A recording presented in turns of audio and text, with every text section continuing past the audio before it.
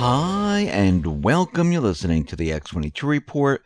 My name is Dave, and this is episode 1625 AN. Today's date is July 29th, 2018, and the title of the episode is The Illusion Will Continue to the End, Then It's Game Over. Now, before I get started, I just want to make an announcement. I uploaded a new interview with Lisa Haven. It is on the X22 Report Spotlight YouTube channel. So all you need to do is go over to YouTube, type in X22 Report Spotlight, and it'll bring you to the interview. Or you can come over to the X22Report.com site or newsentinel.com site. Scroll down a little bit, look over to the right-hand side. You'll see the video there. You can play it right on the site. Or you can go to Steemit, that's steemit.com/@X22Report, and you can play it right on Steemit. Let's get into the economic collapse financial news. Now, we're starting to realize that many countries now are looking to get around the sanctions. And we knew that this was going to happen. First, it was Venezuela, where they created their own cryptocurrency.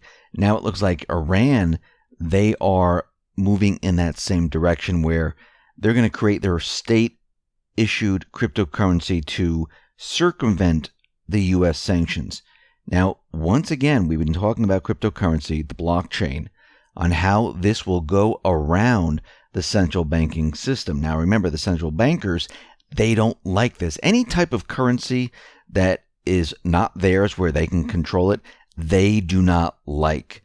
And this is something that they've been trying to stop, but I don't think they can. I think once the people around the world understand that you can use cryptocurrency, and it is a currency, and it's not controlled by a central bank, and you can create these cryptocurrencies without interest attached, I think more and more individuals, more countries, more entities, they're going to understand how powerful the blockchain is. Plus, you can track everything that has been, all transactions, everything that's been going on with cryptocurrencies. It's a ledger system, it's a truth machine, and all what we're seeing today with this covert money, this black money, this dark pools of money, and everything else, well, that kind of goes away, and it's very difficult to hide. You can always trace it to an account because it has to be received by an address. It's not printed paper and things like that. So these intelligence agencies that are using this type of covert money that we see today, it will be very, very difficult for them to do this. Now, if you want to learn more about this and you want to learn more about cryptocurrencies, you can go to the X22reportschool.com, and there is two sections to it. One is the school, which will teach you about cryptocurrencies. The other is the trading room. Yes, they both cost money, and if you're interested, read the website, read and understand what it is, and you'll be able to go to either section or both if you would like. Now, we understand that the world economy, it is starting to fall apart. We also understand that the people out in the UK voted themselves away from the EU. And we've been saying for a very long time, the central bankers, they are going to continually try to stop this. Now, their move right now is to say that the BREXIT deal isn't that great. This was done on purpose. It's not what the people really wanted. And maybe we should do the following. Maybe we should have a second referendum to see if the people are still interested in breaking away from the EU. And we see already there's a petition that has been signed by about 300,000 Britons, and they're demanding a second Brexit referendum. Now, this is being done on purpose to say, look, we tried it. This is the deal. People don't want this. Let's have a referendum. And what they're going to do is they're going to try to manipulate this. And I'm talking about the EU, the central bankers, the establishment. And they're going to say, look, the people now do not want this. It's been dragged on. This is the deal. And look where we are today. Now, remember, the central bankers, this has been their plan all along. Their plan was never to let the UK leave. They never wanted this to happen. And we see right now, this is the move they're trying to make. Now, is it going to work? Maybe, maybe not. But the people already had a referendum. The people already said, listen, this is what we want. Now, of course, who's making these bad deals? It's not the people. It's the government officials once again. Those people who are intertwined with the establishment. And we can see how this is already playing out.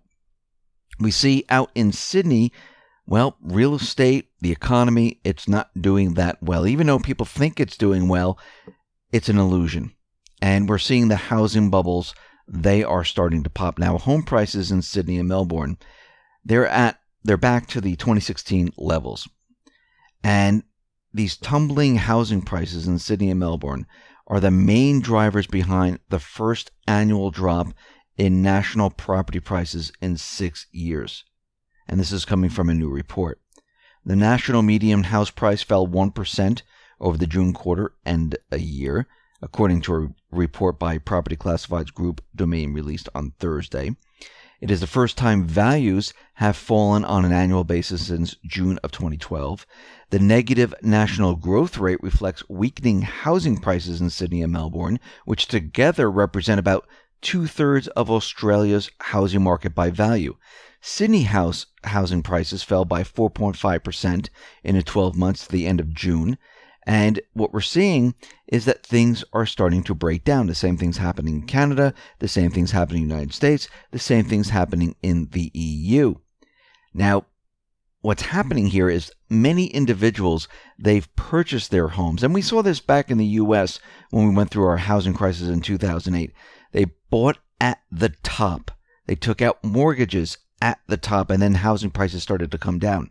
And now they're starting to call this mortgage prison, where individuals are trapped in these mortgages and there's no way out. And I think what we're going to see, just like we saw here in the United States, many individuals in other parts of the world, in Australia, in Canada, in Europe, who have been purchasing at these very, very high prices, they are going to be in mortgage prison. And this means that they're going to be underwater. They're going to have very high mortgages on these very high priced homes, and the values of these homes are going to drop and then plummet and then crash.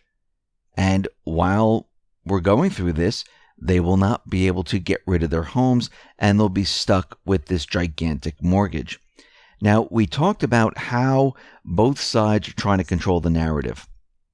And we see already the central banks, they're making their move where they're raising the interest rates. They're already hinting that it's going to be the tariffs that wreck the economy. The mainstream media is going to report on how the economy is starting to break apart. And we're starting to see this already. Now, this is coming out of CNBC. They're saying the housing market is showing signs of cracking. Anything goes list price strategy is no longer working. The mainstream media right now is now pushing the economy is not doing well. And they're talking about housing today. And they're saying even the hottest markets, there is an affordability limit. And that limit is clearly now being hit. We're still selling most every home, but now it's usually with just 1 or 2 offers over the 10 to 15 offers we were seeing earlier in the year. And we talked about this before. We've seen this before. We knew it was coming. We said real estate hit the top. We said it was an illusion. And now the mainstream media, they're starting to pick up on this. It's not because, they want to show the economy's doing poorly because of the central bank. They're doing it to show that whatever Trump is doing and the Patriots, it is not working. And on the other side, we have Trump and the Patriots, where they're using everything that was given to them and pushing it to the edge. And this is why we saw the real GDP numbers come out and everything was revised. And it was pushed up by $1 trillion to give us that 4.1% GDP number. This was all done on purpose to drive this economy to the edge. Now, does it really mean that the GDP number was really 4.1%, that we're really doing much, much better than we've ever done before? No, not much has changed. I mean, there's a couple of tariffs in place. We're still seeing retail plummet. People are not spending the way they used to. People are losing their jobs. Salaries aren't going up the way they were. we're seeing that they're, telling us that there's so many job openings, we can't find qualified workers. If that's true, then they'd be demanding a higher salary, which we're not seeing at all. So what we're seeing here is both sides right now, they're digging in to control the narrative. This is why Trump came out and said something about the Fed, which really has never been done before in a very, very long time. We also had Q come out and confirm that it's time to go after the Fed. The time is now. And it looks like all of this is being done because both sides understand that this economy is completely fake, phony, and false. It will not last much longer. Look what's happening around the world. Housing is starting to come down. The prices are starting to come down. Traffic's starting to dry up. Individuals are going to be in mortgage prison. Once this starts, which we're already seeing, and it picks up the pace and it accelerates, the whole thing is going to start to fall apart very, very quickly.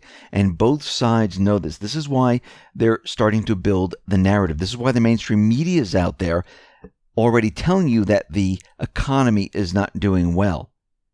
And they're going to continually push this. And you can hear the Fed come out to say that the tariffs are having a bad effect on the economy. The IMF is going to come out and they're going to elaborate on that. And of course, the business is going to come out and say, hey, listen, we have nothing to do with this because they're the central bank of all central banks. They're trying to separate themselves from this to say, hey, it wasn't us, it was them. Let me restart the system someplace else. And we see already everything is starting to move in this direction. But once again, we have the Patriots saying they're going after the Federal Reserve. And it was confirmed. So here we are today. We're heading in that direction. And we're going to see this really build up as we go along. And this is why you need to be prepared, because as you can see, things are breaking down very, very quickly.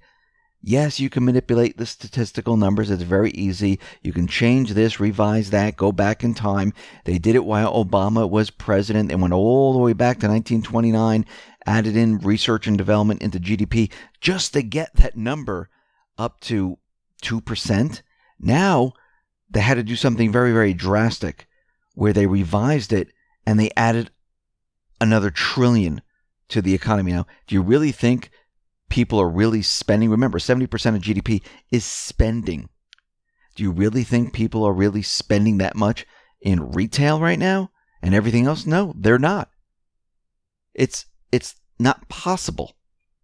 They weren't doing, actually, it was declining before. And all of a sudden, it went up by $1 trillion. Think about this for a second. Completely impossible. The whole thing is an illusion. And it's being done on purpose. And what we're seeing right now is that the illusion will continue to the end. And once they have the ability to control and take control of the Fed and get what they want, well, at that point, it's going to be game over. And we're going to be going through this transition. And this is why you need to be ready and prepared. Listen, everyone, thanks a lot for listening. Be well, be safe, and especially be prepared. Thanks a lot.